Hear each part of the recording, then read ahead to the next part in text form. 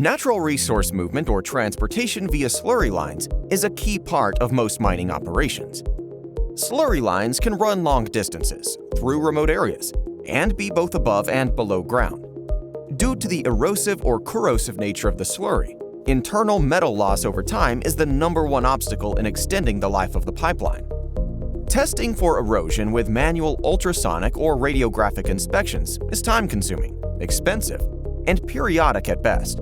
So many facilities are switching to a new method: installed ultrasonic thickness monitoring.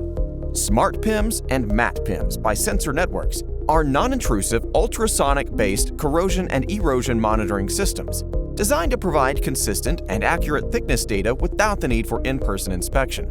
Once installed, these multi-point and area monitors will take ultrasonic readings at user-defined intervals. The data is then collected for trending and analysis via WebPIMS, our back-end software. These monitors are more cost-effective, providing higher quality and quantity data, and significantly lower the frequency of conducting manual inspections and expensive digs.